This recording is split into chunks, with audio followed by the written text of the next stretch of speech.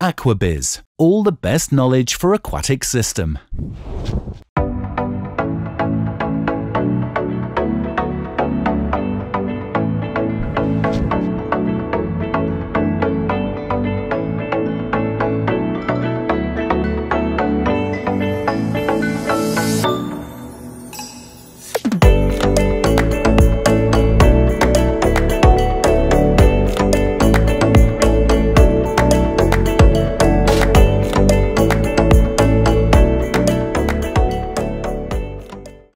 Hi everyone, thank you for coming. My name is Dafna, I'm the Global Research Manager of Phibro Aqua.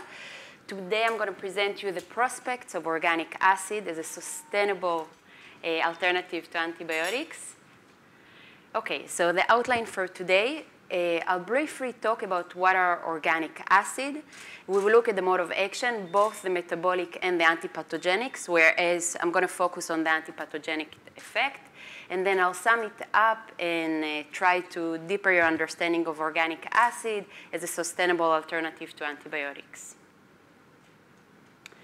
So organic acid contain one or more carboxyl group. They do not fully dissociate in water, and they are widely distributed in nature. They are used as food preservative for humans, so probably you encounter them in some of your feed that you purchase. Mode of action, and before I dive into the mode of action, I want to say that it's very difficult for us to approach our customer, whether it's a feed mill or a farmer, and talk about mode of action before talking about improvement of growth and survival. So organic acid has an enormous amount of data that show improvement of growth and survival, which allow us to go and talk about the mode of action. So from a metabolic point of view, organic acid have a broad pKa values, they lower the buffering capacity of a feed formulation, they activate digestive enzyme, and they increase protein digestibility. From a health point of view, they provide a very vast antimicrobial effect, and from a feed preservative point of view, they improve feed hygiene by preventing spoilage and contamination. pKa value. Now, pKa value is one of the more confusing concepts of organic acid, so this is why I start with this concept, just to get it out of the way. So a pKa value is a pH at which an acid is half dissociated. So once you put organic acid in the water, the hydrogen ions start to release themselves, and the pH level drops. Now, for organic acid, we have I'll say a semi-broad pKa value, so it's run between 2.5 to 4.95, that will be the maximum for organic acid, and we have a high pKa value and a low pKa value. A high pKa value means that the organic acids are weaker, so they're very against microbial and fungi, and I'm going to elaborate on that in the next few slides. And a low pKa acid means that it's a stronger acid, and it has a greater impact on the digestive system, and it actually lowers the pH in the digestive and the metabolic system, and we see an improvement of protein digestion. Now, when we're talking about organic acid, when we look at the blend, it's really effective if you choose organic acids that have a high and a low pKa value, because you succeed to gain out of those both impact. So if we look here, this is just an example of some of the organic acids that exist in the feed industry, and you can see the different pKa value, and I'll say that the fumaric acid probably will be the lowest pKa value in this group, and it has a very strong effect on the metabolic system compared to propionic acid, for instance, which has a very high pKa value and will have a very strong antimicrobial effect. Buffering capacity, this is the second interesting concept in the metabolic system. Buffering capacity is basically the measure of the amount of acid required to reach a given pH. So this number is always given in a relation to a pH. Now, each raw ingredients that we have a very distinct buffering capacity. Normally, we'll have protein and minerals that have a very high buffering capacity value compared to different grains that have a lower buffering capacity, and I'm going to show it to you in a table in a slide. High buffering capacity of a feed formulation means that the fish and the shrimp need to release lots of gastric acid in order to lower the pH in the metabolic system for digestion. If we have a low buffering capacity for a feed formulation, the shrimp or the fish need to release less gastric acid for digestion. So we're going to see it in this table. So if we look here, you see wheat meal, and this is, again, as I say, this is acid binding capacity and buffering capacity is the same thing. So we see that the number is always in a relation to a pH, and we see that wheat meal, which have a fairly low protein level, have a low level of a buffering capacity compared to meat and bone meal or fish meal that have higher level. Minerals have very high level of buffering capacity. And then if we look at the propionic, fumaric, and formic acid, we see very low level of acid binding capacity, which means that by adding organic acid to your feed formulation, you lower the buffering capacity of the formulation, and this is an improved protein digestion. And this is very easy to calculate, and if you work with different, I'll say, Brill or format or best mix feed formulation, you can actually do this calculation to your formulates, to your formula. So just to sum up the metabolic benefit of organic acids, they reduce buffering capacity of the feed formulation, they decrease the pH in the stomach and in the intestine, and they increase protein digestibility efficiency, especially for protein, due to the fact that protein need to have a very low pH for digestion. The antibacterial effect, so organic acid has the ability to inhibit pathogen by lowering the pH inside the cell wall. So how it works? The antimicrobial activity is caused by the ability of the organic acid to dissociate. So it's in its undissociated form, the acid molecule can penetrate the microbial cell wall, normally to a gram-negative bacteria, and inside the cell wall, the pH is higher than its pKa value. So inside the cell wall, the pKa will start to dissociate itself and release its hydrogen ion, and once it does that, the cell wall will try to push away the organic acids, and it will exhaust itself. It consumes enormous amount of energy, so it cannot multiply itself, and in the end, it will die. And this is how organic acid works against microbial. Now, each pathogen we work with, and each organic acid that we work with, and their different pKa value will be more beneficial to different pathogens. So, after we understand how it works against microbial, we will look at organic acid as a sustainable alternative to antibiotics. Now, what I'm going to show you, this is a minimum inhibitory concentration trial. This is an ongoing work for our R&D department. We are running those trials for quite some time. And what we did in this work, so we examined different pathogen, aquaculture-related pathogen, and different organic acid. And what you see here, actually, this is one of the latest trials that we ran. So we had 11 different organic acid blends. We had 8 new blends that we formulated, and then we had 3 commercial products that exist in the market. We had 6 replicates per each of these treatments, and then we had 3 more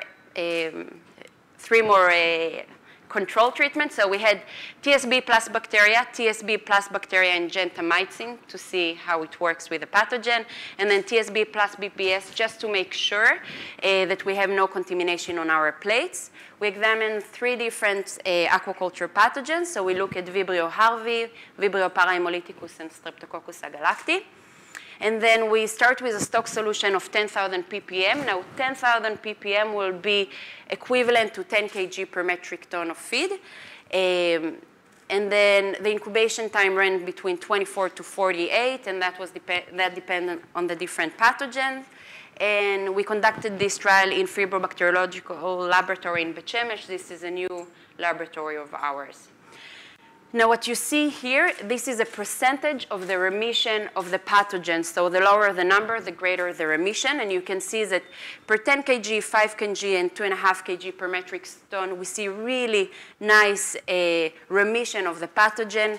We see that one of our new formulation, number 7, had a really nice consistent, and it was superior to the 3 commercial products, and also was the best among the product that we tested, the new formulation. So we see a really nice result with this formulation, and this is for Vibrio parahemolyticus.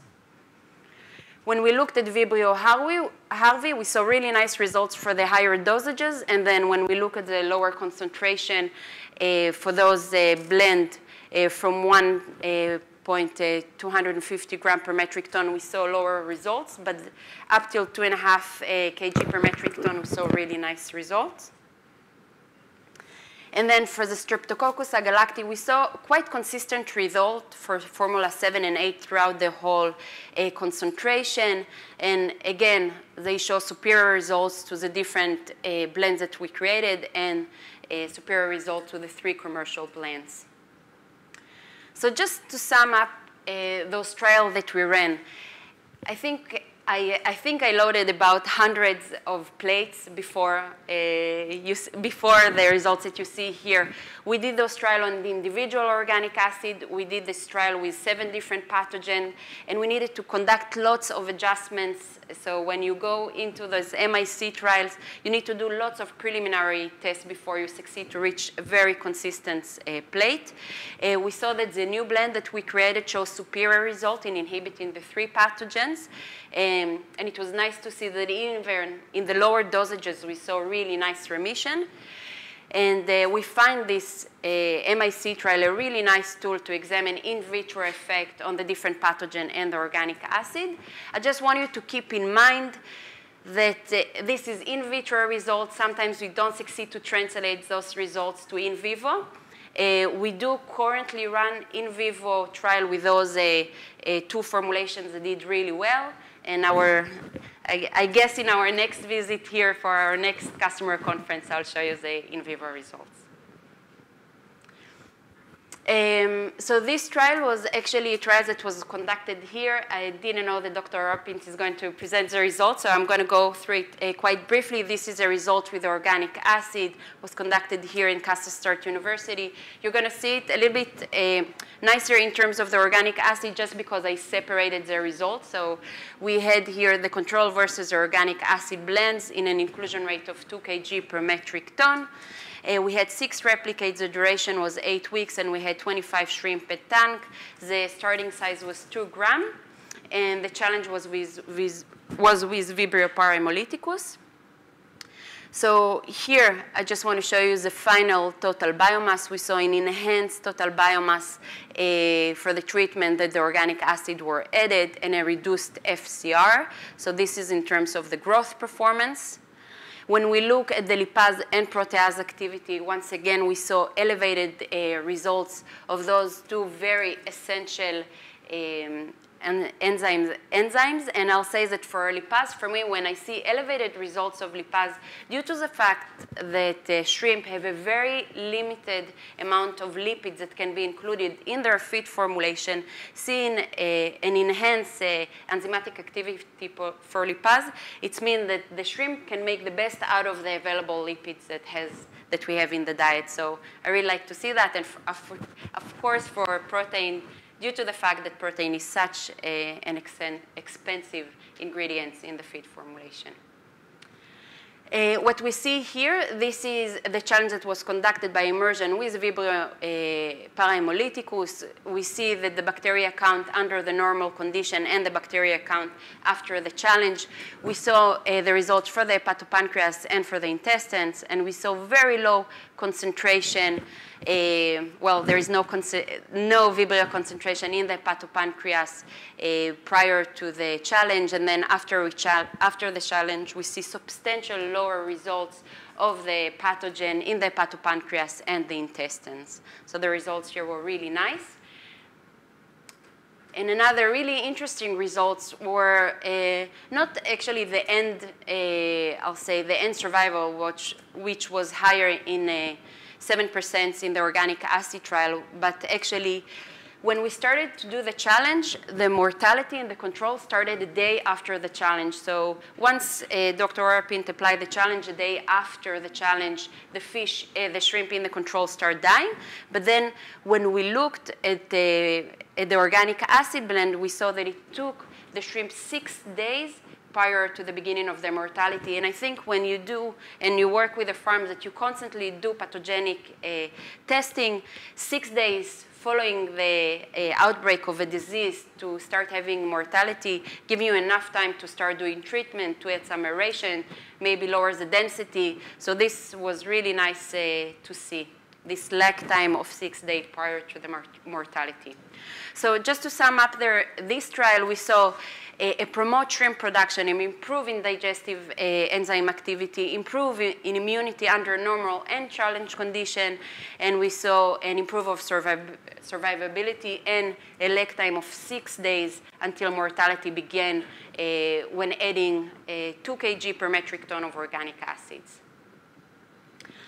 Now, organic acid improved feed hygiene. This is not the core of this product, but I always think that it's a really nice addition. In this trial, we took a commercial feed, and then we took a commercial feed, and we added 5 kg per metric ton of organic acid. We had 4 replicates.